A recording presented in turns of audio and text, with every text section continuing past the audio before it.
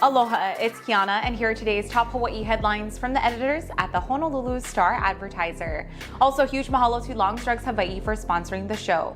Head on over to your neighborhood Longs Drugs for all your shopping needs. The assassination of former Prime Minister Shinzo Abe has shocked a world that typically associates Japan with low crime and strict gun control. Japan's longest-serving prime minister was shot in the back while campaigning for parliamentary candidates in the city of Nara. He was taken to a hospital where he died 2 days before the election. The suspect, Tetsuya Yamagami, appears to have skirted the nation's tight gun regulations by building his own weapon, which experts have compared to a muzzle-loading gun. Authorities confiscated similar weapons when they raided Yamagami's nearby one-room apartment. The suspect's motive remains unclear. Fatal gun violence is almost unheard of in Japan, and most Japanese go through life without ever handling or even seeing a real gun.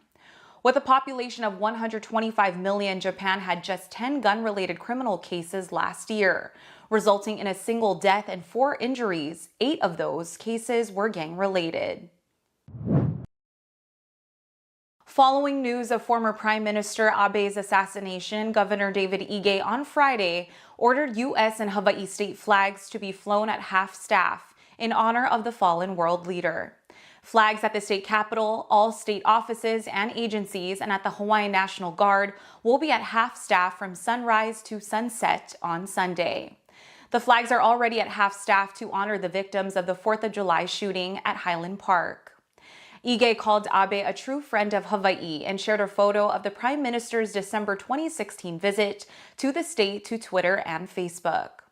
Honolulu Mayor Rick Blangiardi also issued a statement on Abe's death.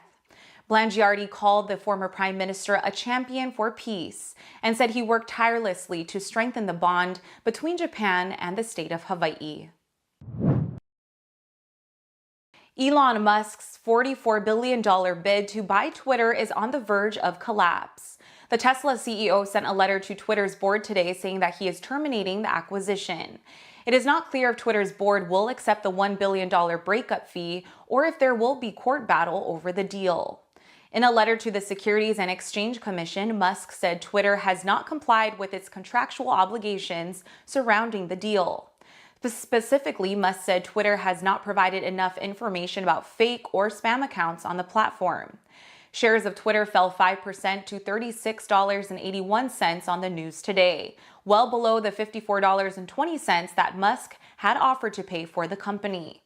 Meanwhile, shares of Tesla climbed 2.5% to $752.29. Musk sold roughly $8.5 billion worth of Tesla stock to help fund his Twitter bid.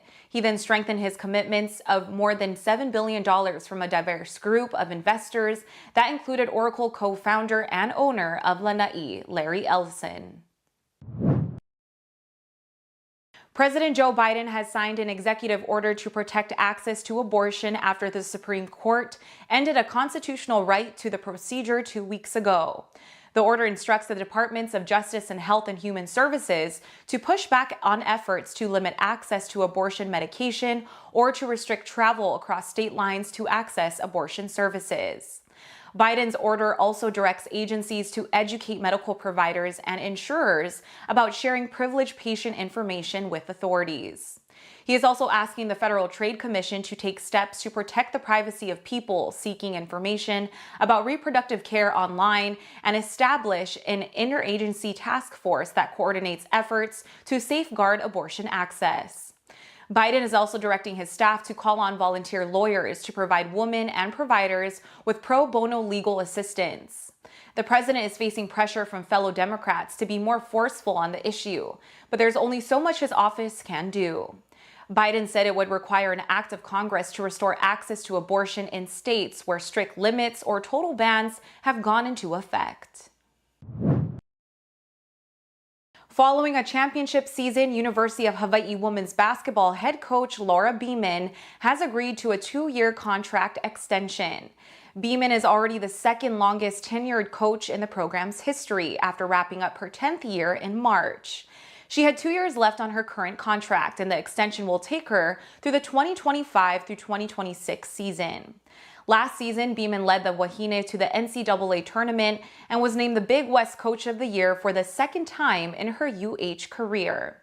She enters next season with a 162-133 career record and has led the Rainbow Wahine to 5 postseason appearances. Only former head coach Vince Gu has led the program to more wins and postseason berths. For more on these stories and all the latest headlines, subscribe to the Honolulu Star-Advertiser. Visit Hawaii's top source for breaking news online at staradvertiser.com and download the Star-Advertiser mobile app. Mahalo, have a great day.